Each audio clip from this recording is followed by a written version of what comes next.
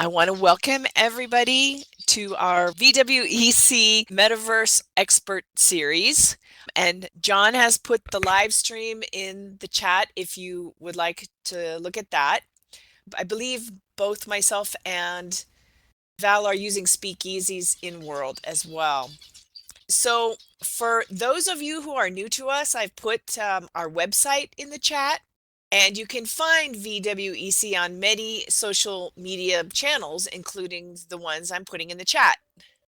After our presentation, we will move to the deck for social time for those who want to stay.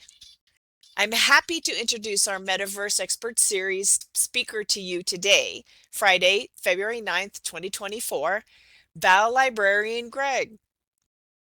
Dr. Valerie Hill received her PhD in Library and Information Science in 2012.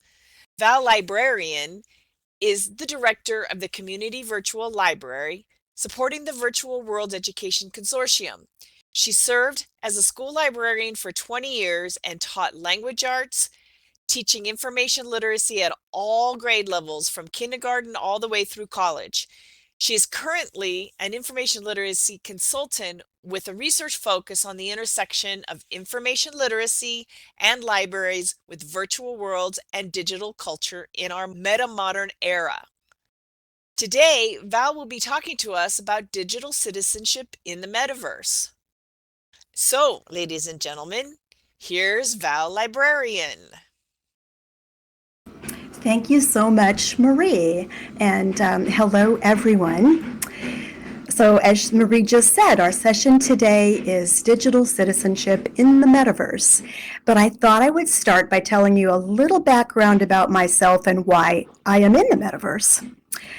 I had a wonderful career, as Marie just mentioned, working in a school library during the part of my career where I spent time as a school librarian for over 20 years. And it was a gorgeous school library where I taught in a K through fifth grade school. Books, stories, writing, literacy was my passion, and the kids simply loved it in this library. And around the turn of the century, technology revolutionized my career. In about 2008, I became the school tech person, the iPad manager, and I began to see apps changing our lives. Teachers began to use technology nonstop, and I was bringing new applications their way for online learning all the time.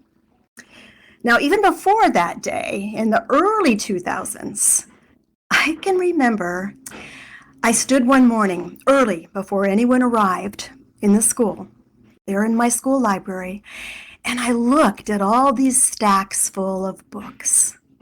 And I thought to myself, this is changing. What will this library become? I had this foreshadowing of digital culture, and I knew I needed to research the library of the future. And in 2006, I heard about a virtual world called Second Life, and I learned that pioneer librarians were there. The hierarchy of information toppled. Kindergartners began to come into my school library more comfortable with a mouse than with a pencil. And I remember this one day, a fourth grade girl walked over. She came into the library and she walked over to the giant dictionary, stood up on the stool. She was there to look up a difficult science word. And we spent time going through the keywords, turning the pages, and we found the word. She turned to me and said, "Wouldn't it be easier to just Google it?" She was right. The dictionary soon became a relic. So I went on to earn my PhD with a focus on changing literacy.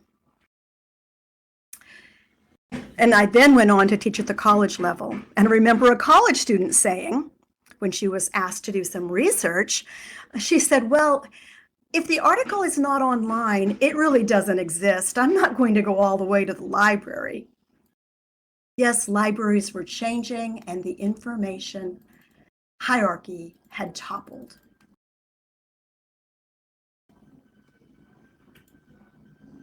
I was in awe of how tech was rapidly changing our culture, and I wondered what was going to happen to libraries. How would we find information without the core values of acquisition, cataloging, archival, and respect for high-quality materials from accurate subject authorities? Where would the library as a community place, a place of value, be located? Look at this slide. I created this picture in an AI app with the prompt on the idea of the library of the future.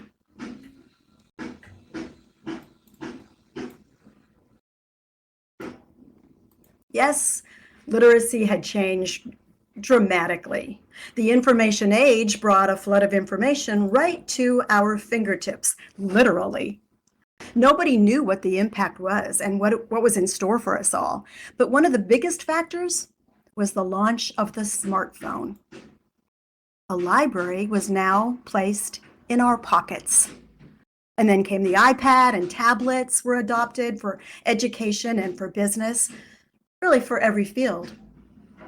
And our eyes became focused on that amazing magical gadget, the phone in our pocket, the library in our pocket, that could take us anywhere.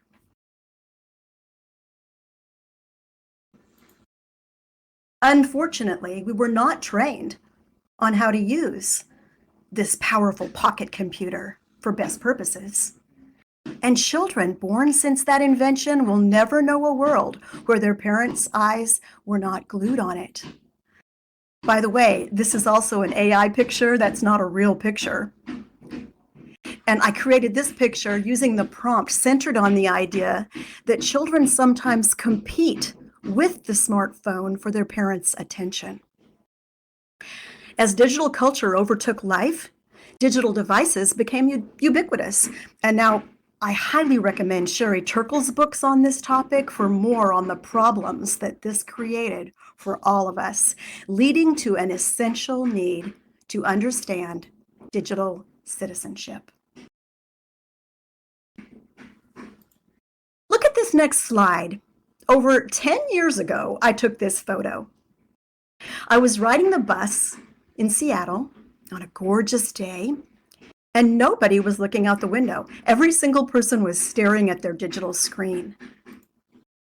I was already a Metaverse librarian by this time, and I can remember thinking to myself, whether or not you have an avatar, we all live in virtual spaces. These people are not with me on the bus. Everyone seems to be elsewhere.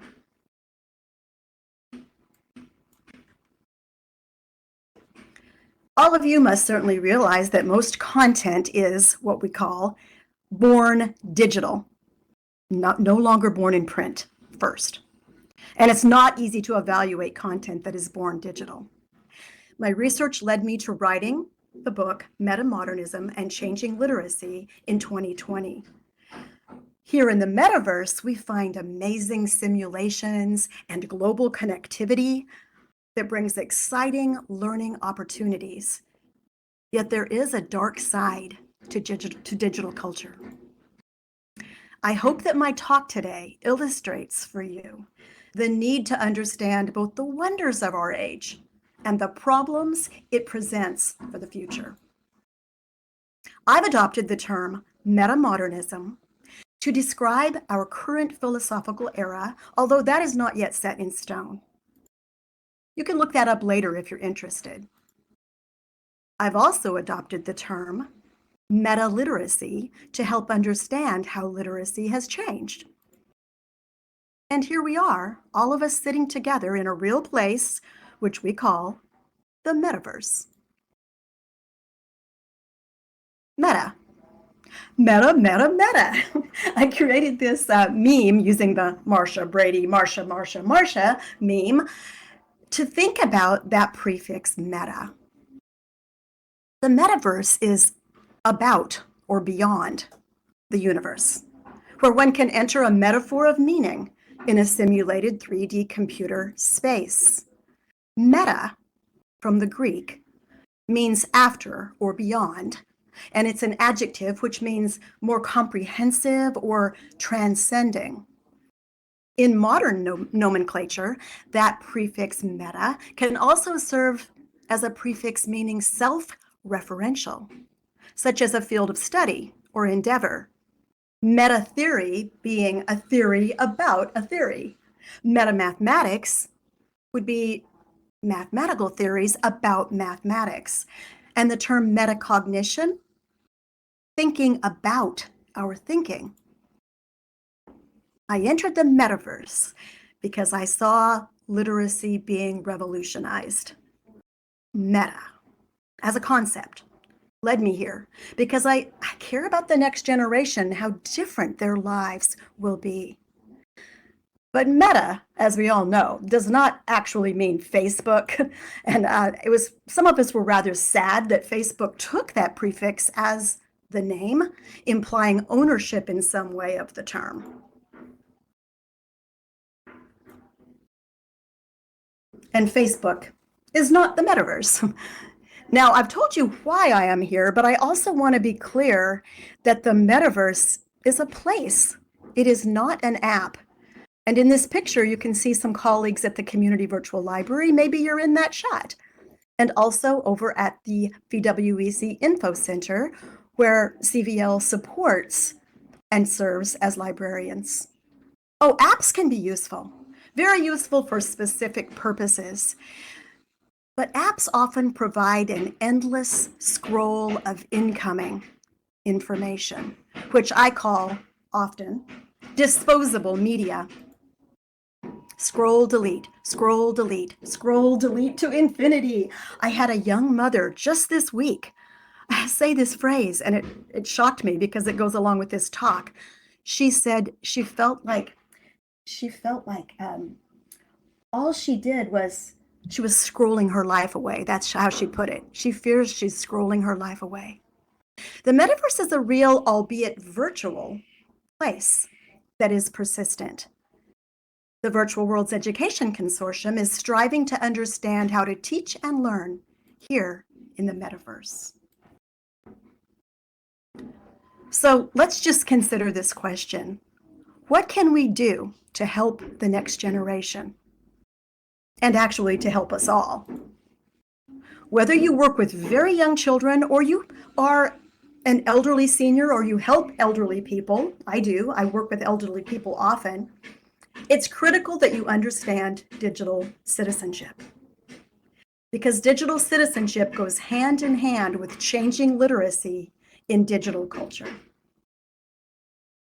And this is where we live. Now we're surrounded by apps and screens in our daily life, and literacy is no longer reading and writing. It's so much more. The tools and the formats are as plentiful as the apps ever exploding on the scene. And they're constantly changing. So I choose to be here in the metaverse, as I said, a real place and not an app, to talk with you about digital citizenship today. And if you're watching this recording or you're watching the live stream on YouTube, that's great. But you are not here with us. Those of you that are here in the metaverse at this moment, sitting here at the fireside deck, I'd like for you to pause for a moment and use your camera to zoom in on a nearby friend or colleague or avatar acquaintance. Use your Alt and your left mouse click and zoom in. This place is real, and you're sitting in this space together. So cam around this real space. And now zoom your camera back in on my slide here with all of the apps showing the new literacy skills. We hear so much talk about a networked world, but many of our apps separate us rather than bring us together. So get ready and take a deep breath, because now I'm going to give you an overview of digital citizenship in the metaverse. You may want to take notes in case you have a question later. This color wheel is a slide that shows digital citizenship elements on a wheel, and it comes from the DQ Institute. I'm also resing, and Ellie's going to help me pull it forward. I think she may have already done that. My color wheel, and we'll put it right here beside my slide so you can refer to it during the rest of the presentation. This is but one model for digital citizenship, and there are other models, and some of the concepts may have a little bit different terminology or emphasis.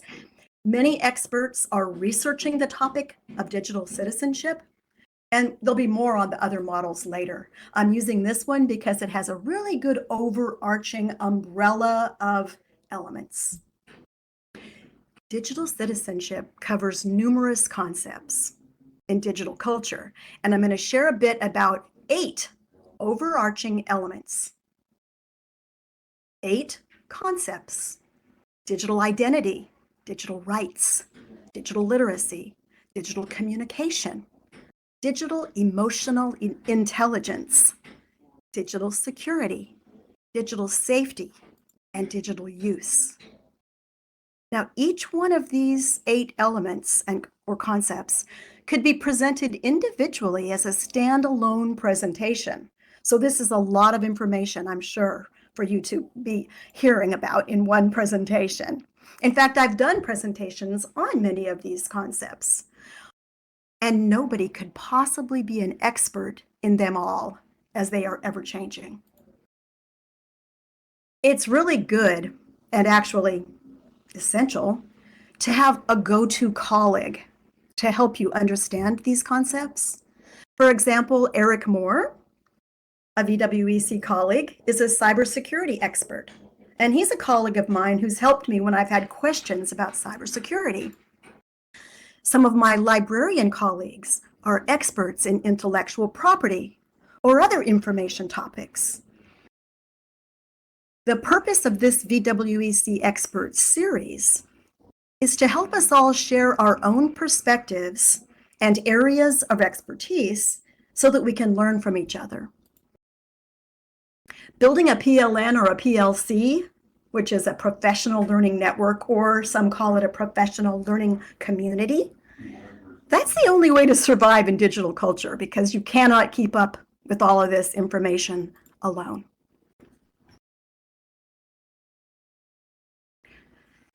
Now, as I'm going through the topics, there may be some red flags that are raised, red flag concerns. So I told you to have a pen or paper or pencil near you. Jot down a concern if it comes to mind, something that causes you a little emotional alarm, or you're worried about the future for your children or people that you know. You may have young children or friends or loved ones, anywhere from infancy to over age 100. They are all impacted by these concepts. My mom, at age 92, she often needs help with her online accounts, virtual doctor visits. I go on and get her MyChart health records. It's too much for her to keep up with. These concepts apply to everyone, both in our personal lives and also in our professional lives. So your red flag concerns will be addressed at the end with any questions, or they might even help us with ideas for future presentations if there's a topic that you really think you want to know more about. So our first concept. The first on the color wheel, and you'll notice I'm starting up with the blue, digital identity. It's blue on the color wheel. We all have a digital identity. As an avatar, you choose how you represent yourself in the metaverse. I bet you recognize me in that picture there, although that's my older avatar from a few years ago, and you probably recognize the person I'm sitting by. As an avatar, you represent yourself through your choices, and children are growing up in digital culture. They're familiar with digital identity, mostly through game characters, which are similar to avatars. One can role play with game characters and avatars, but it's essential to understand the difference between playing a role and being your authentic self. So I Googled this when I was preparing this talk, and when I Googled this concept, I ran into my own article with Renee Amico Brock. We wrote an article back in 2015 called Exemplifying Professional Avatar Creation Through Hermeneutical Phenomenology. And it was funny that I just stumbled upon that article. Renee Also known as Zinnia Zauber, many of you know she's done much work on avatar identity and authenticity. Here in the metaverse, you can choose to be completely transparent and reveal your physical world name and location, or you can be anonymous.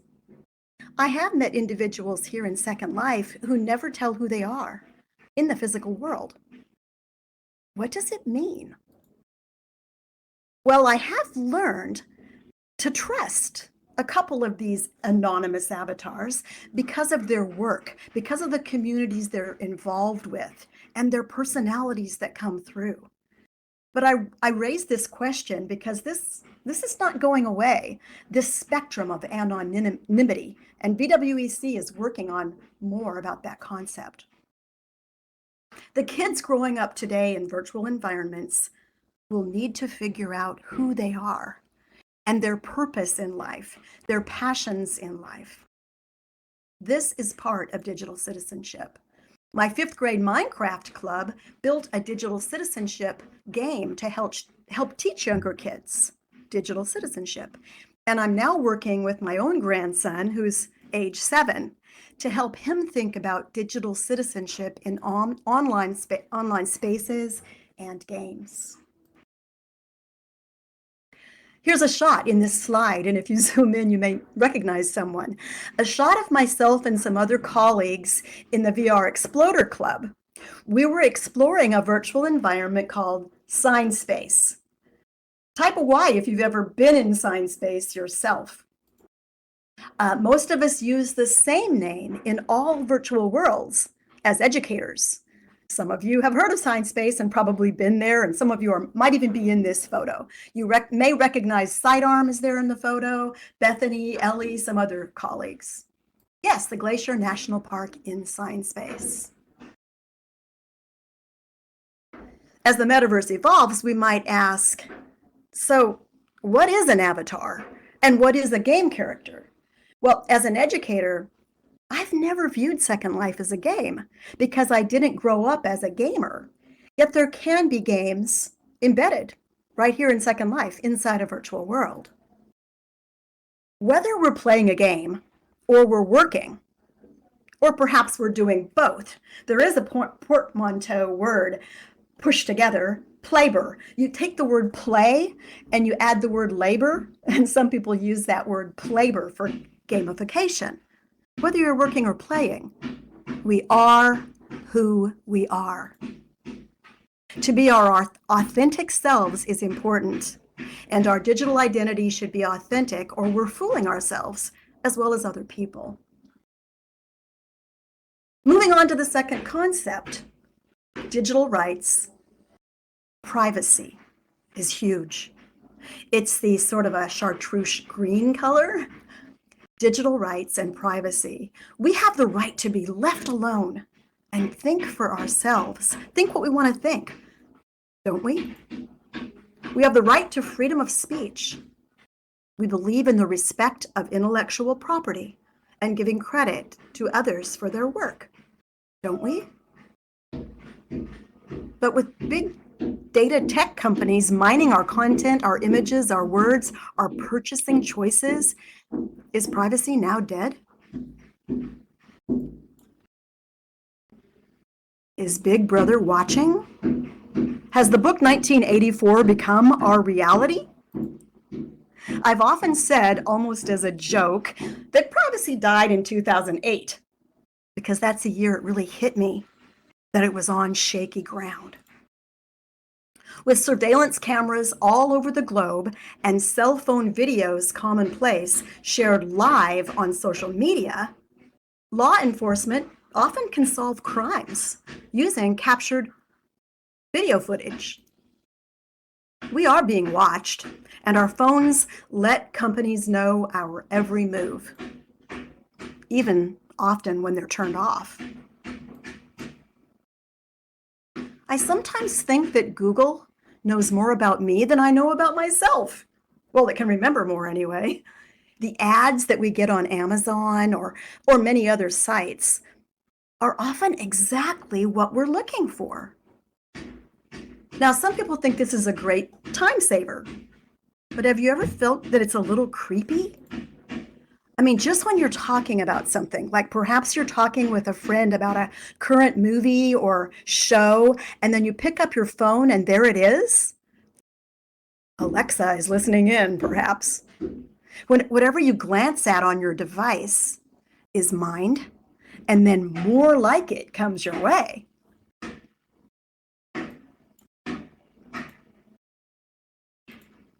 Privacy is a human right. Privacy needs legislation.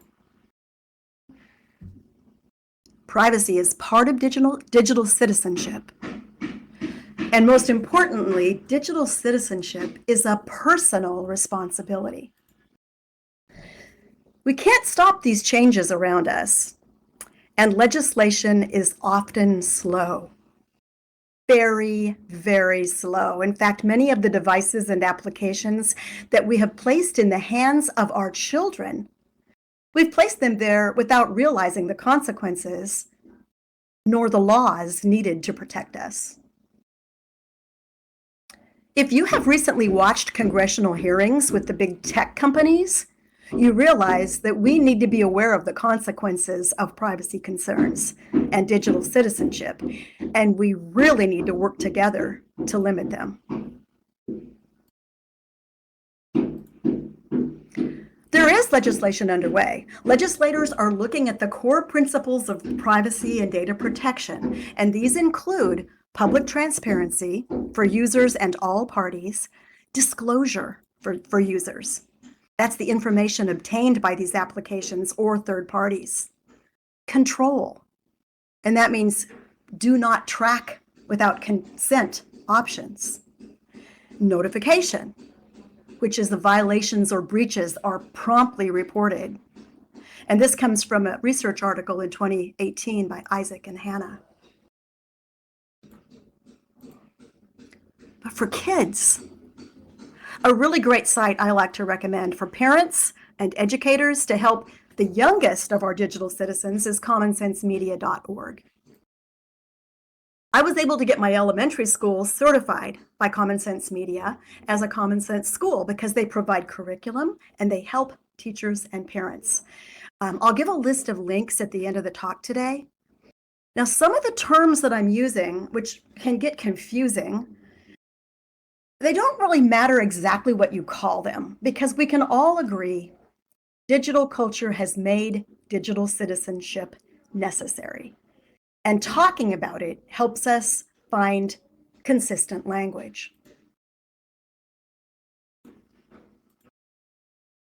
We all want our students, and really everyone else too, to respect intellectual property, give credit when it's due. So here in the metaverse, we look up to the amazing content creators and artists and builders of these beautiful simulations. And now with the rise of artificial intelligence, there are concerns about who is creating content, where it originates. Here's another picture that I created with AI, this cute little AI robot. And I'll drop here one of the many sites that are coming out recently to help us cite our sources using AI. AI is currently a hot topic and will influence digital citizenship.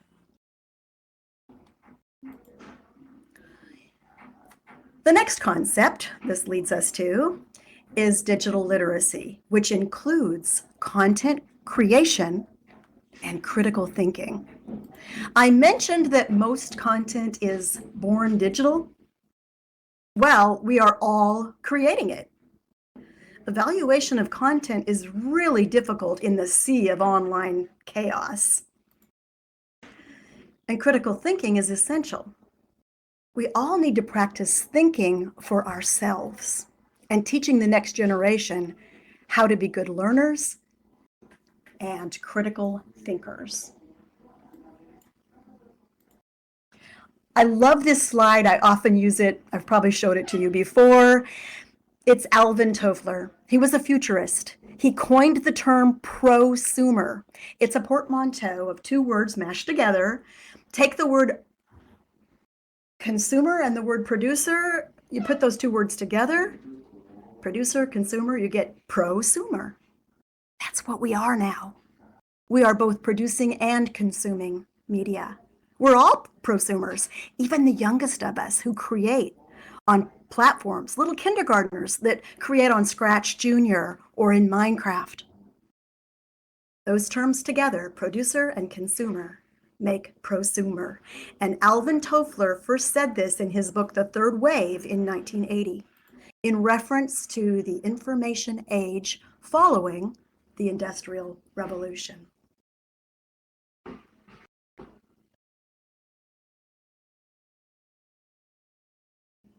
Millions of us producing and uploading content nonstop every single day has led to too much information. Do you ever feel like it's a flood? A nonstop feed of incoming that's impossible to keep up with? Well, maybe that's because it is impossible to keep up with. Evaluating online sites and content is so difficult, and our goal must be to help everyone from young to old to think critically about this. What's it going to be like in the future? The orange part of the wheel, this concept is digital communication. Oh, wow, has communication changed? The way we communicate now is often born digital too. We have teenagers who would rather text than talk out loud. And emojis, they're now considered a language. We're all leaving our digital footprints. We create our own personal dashboard on our devices with personally chosen apps. Your phone looks a lot different than my phone. We're vaguely aware of the perils of social media, but we feel it is mandatory to use it. Evaluation of resources, as I have repeatedly said, is extremely difficult in a divided world, which some are now calling a post-truth world because most information is user-generated content and not presented by experts. So let's think about digital footprints. When you Google yourself, what do you find? I asked a group of fourth grade parents at a parent-teacher meeting, I asked them, at what age do you think that students begin to create digital footprints? Think about that. What age do you think they might? Many of them said around 13, because that's when you can apply for many apps and online services. But think about that for a moment. A lot of them said age 9, fourth grade. But take a look at this next slide. Many parents post pictures online sharing a sonogram as they excitedly announce the upcoming birth of their unborn child. The digital citizen in this picture has footprints that were posted before the child was born. Does this raise a concern about oversharing online? Social media platforms have been brought before Congress in hearings that address bullying, suicide, child porn, and abduction, among many other concerns.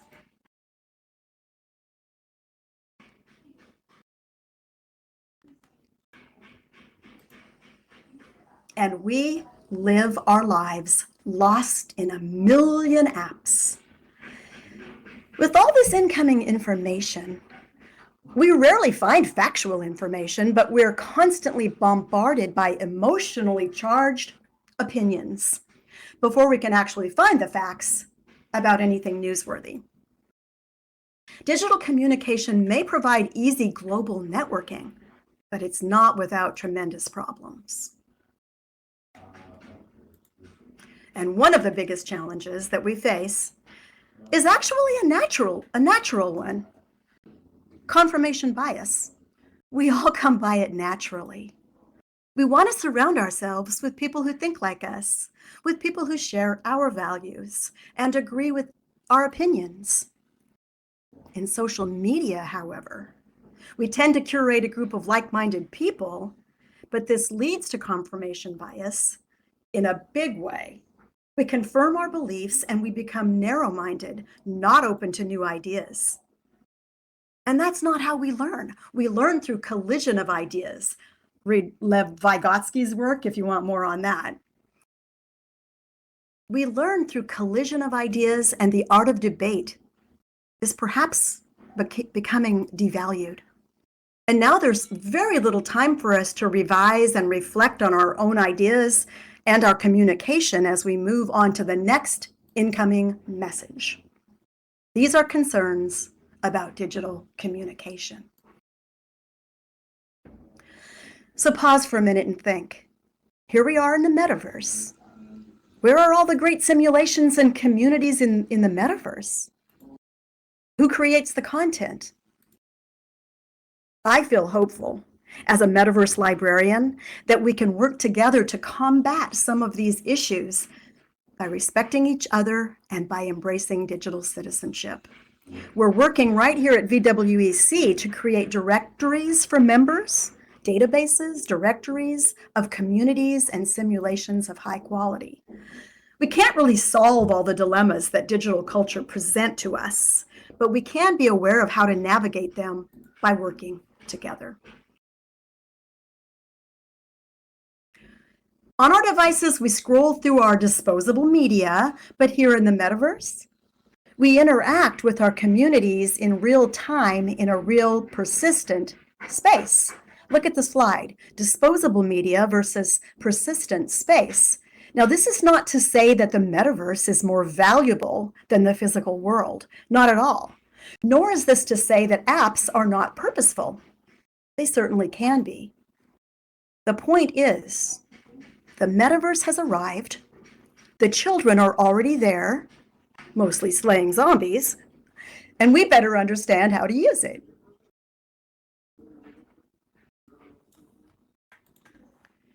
Together we can find ways to address these issues, and the sort of orange-red color concept on the color wheel, and you can see that over there to the side, is digital emotional intelligence.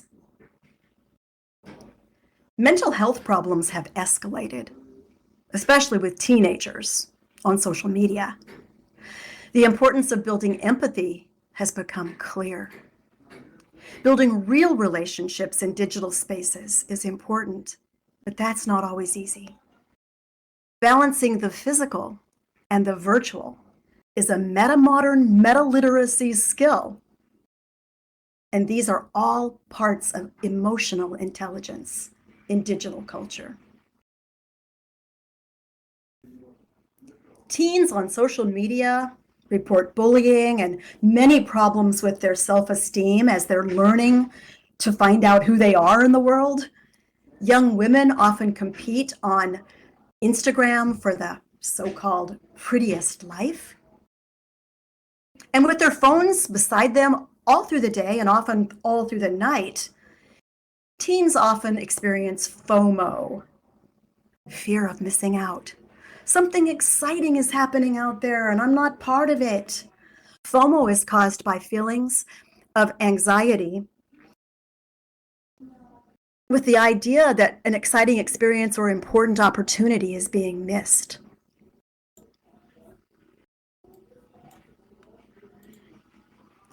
Social media can be self-promoting.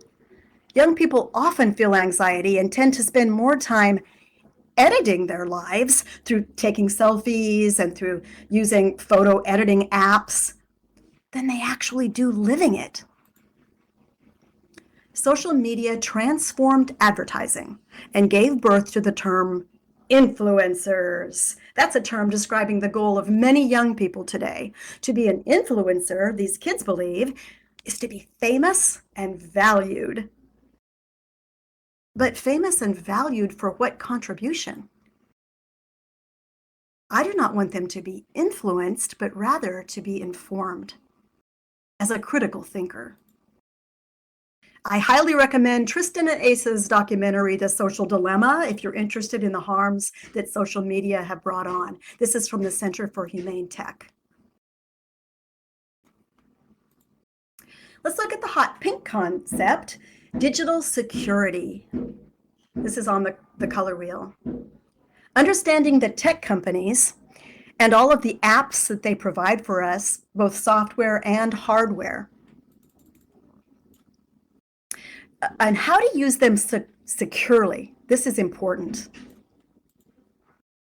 Most companies require registration with an email and a birth date. Have you ever lied about that to fool the tech company? Well, I actually saw teachers do that right in front of their students. Here's what the teacher would say. Oh, here it says you need to be 13, but we can just put in a different birth date. I saw teachers do that in front of their class. Now, what kind of role modeling as a digital citizenship is that? And are you worried about viruses and hackers? Do you read the terms of service before you accept? They're written in this long legal language. Nobody actually understands it, so we click I agree and justify it.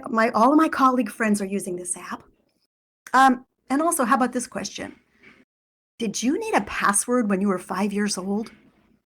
The world has changed. And a 5-year-old does need to remember their password now.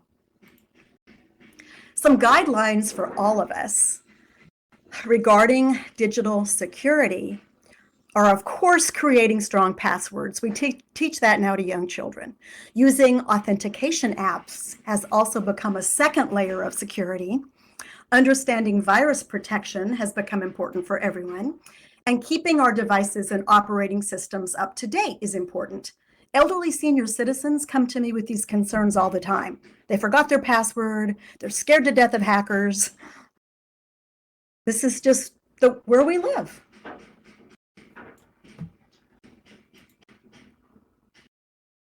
And note on the pink, another very similar concern is digital safety, a similar color.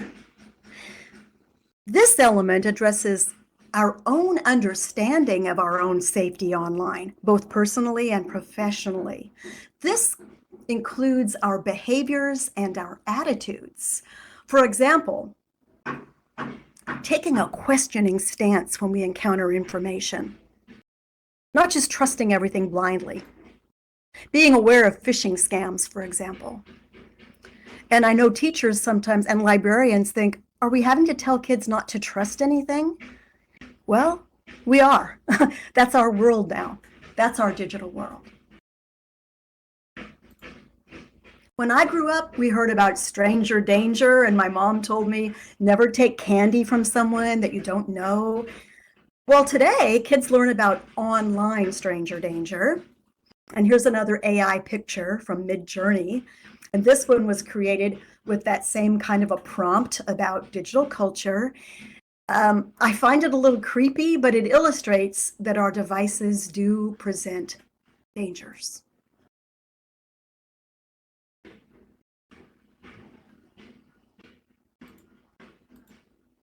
Our final concept, as we've moved around the color wheel into the blue area, to the deeper sort of purpley blue, lavender, is digital use.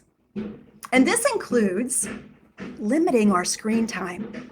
I'm very happy that my son and daughter-in-law are trying to limit the screen time of my 7-year-old grandson. Kids today have to figure out how to balance their physical world and playing outside and planting things and playing sports with their online life. The many apps, a lot of apps now promote this. You probably have seen on your phone, there's limit your screen time apps. There's the Calm app that was like the app of the year a couple of years ago. Different things to help us balance. Our digital health is under digital use. Our online virtual doctor visits and MyChart, a lot of our health applications are now born digital. And what's the impact of the internet on our lives? Also, this element presents the idea of community participation. How many communities can we actually engage with in all of the apps and environments that we're involved in? Is it possible to keep up with our thousands of contacts? Are our social media friends really friends? I think perhaps we should call them contacts, unless we limit the number. And Sidearm here introduced me to Dunbar's number. You can look that up later. Dunbar is a researcher that believes the human brain can only deal with a certain number of contacts.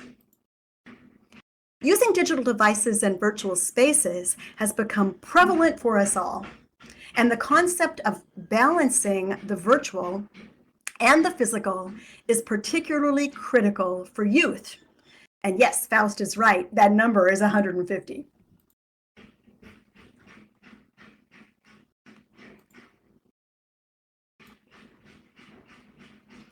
Thinking about digital use, multiple realities are now part of literacy: physical, virtual, and augmented.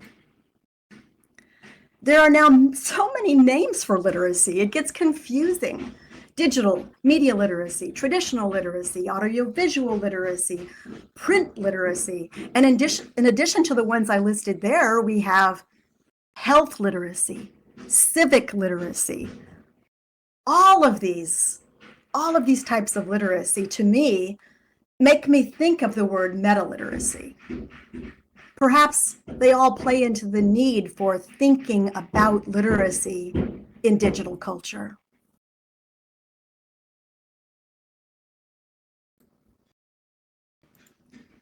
You can find out more about that term that I often use, meta-literacy, at metaliteracy.org. I've done numerous presentations on that topic, and I've even had avatars with Marley, who created the idea of symbolic modeling. I've had avatars build symbolic models on how they feel about changing literacy. It's a very powerful tool. Thomas Mackey and Trudy Jacobson coined this term, meta-literacy. And Tom Mackey wrote the foreword to my metamodernism book. I did write something on a guest blog post on the meta-literacy blog. You can find it there if you're interested in more about yourself as a meta-literate individual. All this talk about changing literacy from reading and writing in the past to a plethora of formats for prosumers requires juggling. It's become a balancing act. If you zoom in on the balanced rocks on my slides here, you'll see AR, VR, the metaverse, social media, videos, podcasts, blogs, movies, websites, databases, on and on and on. We need meta-literacy in our meta-modern times. We oscillate between worlds, between formats. We're not all on the same page. And maybe we don't even know what a page is anymore.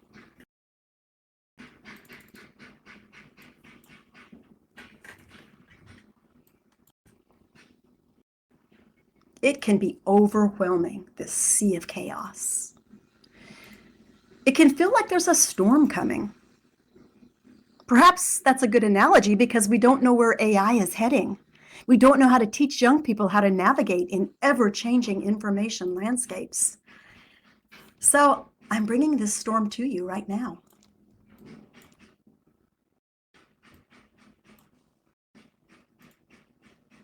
It's going to rain, people. It's raining. Do you hear it? Do you feel the rain? It's coming down.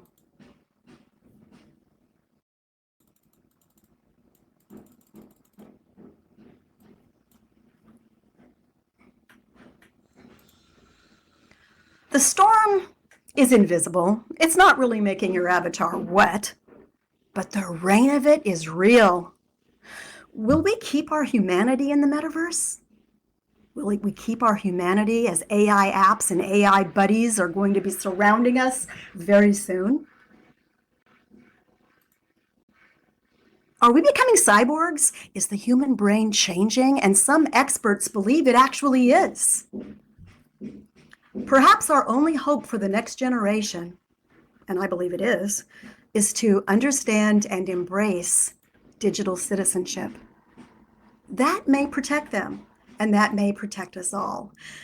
So I think I need to drop you all a digital citizenship umbrella. Now, when I give this to you, Be sure to choose add. You don't want to wear it because that could be a problem. Here it comes.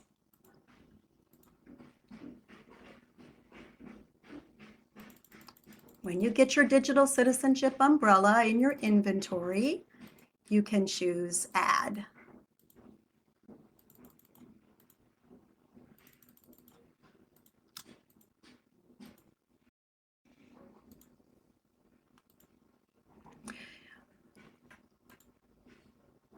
So let's get our digital citizenship umbrellas out to remind us that together we can find the tools that we need.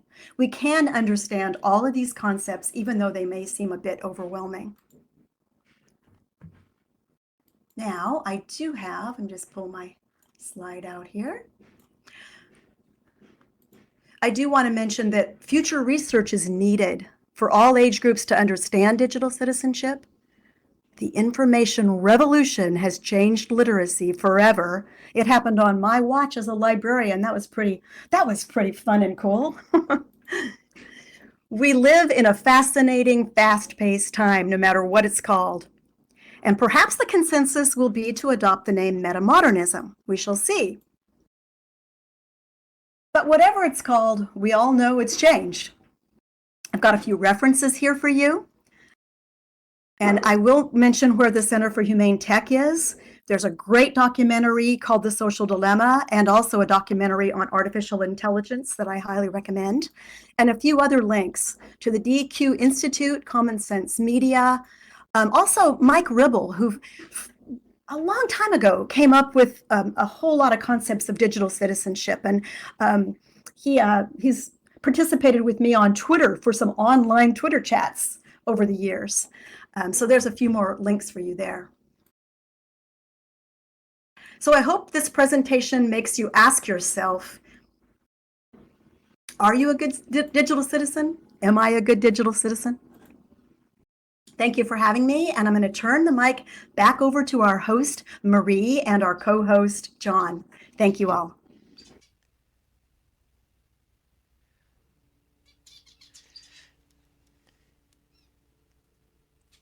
Thank you so much, Val. You've given us a lot to think about, and I want to thank the audience for coming and wearing your umbrellas. I hope we got some good pictures of that, because that's pretty amazing. Just a reminder, you should be able to find a recording of today's presentation on the VWEC YouTube channel, which I have put into the chat. And we will be having our next expert event on Friday, February 23rd at 1 p.m. SLT, when we are going to be joined by Rand Heinrichs. And there's a poster up here to show you, give you some information on that. And if you want to see all the VWEC events, please check out the VWEC Plaza Events calendar at the link I've put in the chat. And here's a link to our YouTube channel. And you can join us on social media at the link at the YouTube link there, or the Twitter channel, Facebook, LinkedIn. We're all over the place.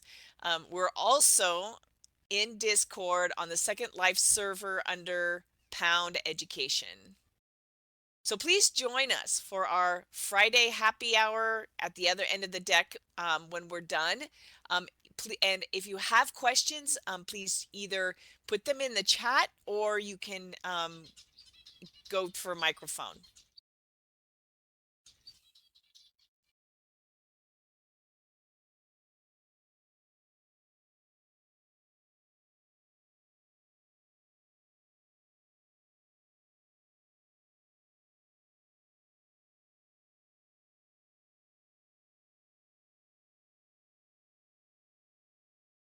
So the question in the chat from Faust is, have you run into anything on digital media and well-being?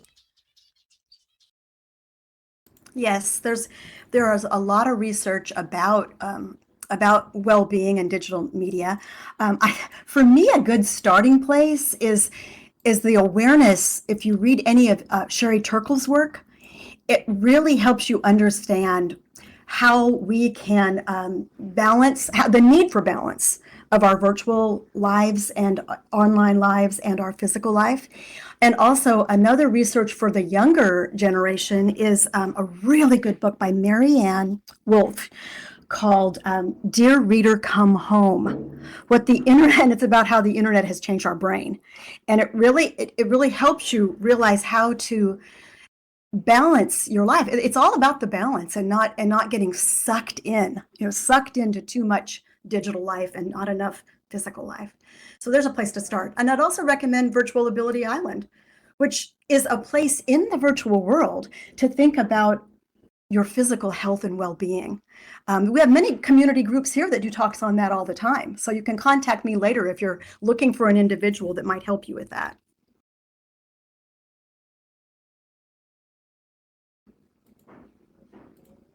So did you see the second part where is how central is well-being to digital citizenship?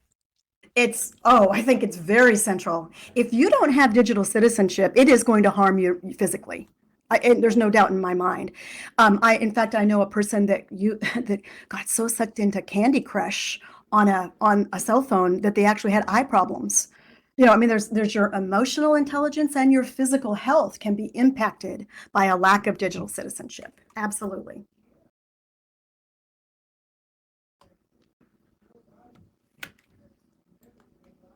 So I was another getting it. question is, how do we solve the question of trustworthy information? Well, okay, I don't know why I suddenly stood up. I'll stand. Um, I think that is a really difficult question to answer because, and if you go to the meta literacy blog, you'll find out a lot of people believe we now live in a post-truth world. The news is not the news anymore. The news is an opinion on how you should interpret facts that are coming out. So it's really important for you to not only look at one source. It used to be that there were gatekeepers and facts were checked several times before that they were put on any particular platform, and that's not true anymore. It's so fast that things come out before they're verified, and there's very little time to verify what's true. So the only way that you can is by going back and going to multiple different sides of a story. That's the only way that it's possible to do that. So that's why you can't. I know, like some people only get their news off of social media, it's just impossible to get the truth on social media. You will have to go outside of it and go to several other sources. So Julia says, I like your comments on privacy. There are some of us, many of us actually, who can never mix our virtual personage with our private real world ones. And Marley is asking, how do people of different generations find a common language to communicate about digital life? Oh, that's a good question, Marley. I deal with senior citizens a lot. I work with technology with them. And the thing I tell them is, it's not you. They're always like, I feel really dumb because I don't even know all the people talk so fast with all this new terms, and I don't understand the terms. And I tell them, it's not you. It's that all of this has changed too quickly, and the terms have changed too quickly. I just help them figure out the few things they really want to do on their cell phone or on their device. You don't have to know everything. In fact, none of us possibly can anymore. It used to be, and I talked to an 85-year-old woman about this, it used to be you learned through a linear hierarchy and you mastered a concept and then you knew it. That's what toppled. There is no mastery anymore. Just when you figure out your operating system, here comes upgrade number 7.5. Just when you figure out this really great app, that one's over. There's a new app.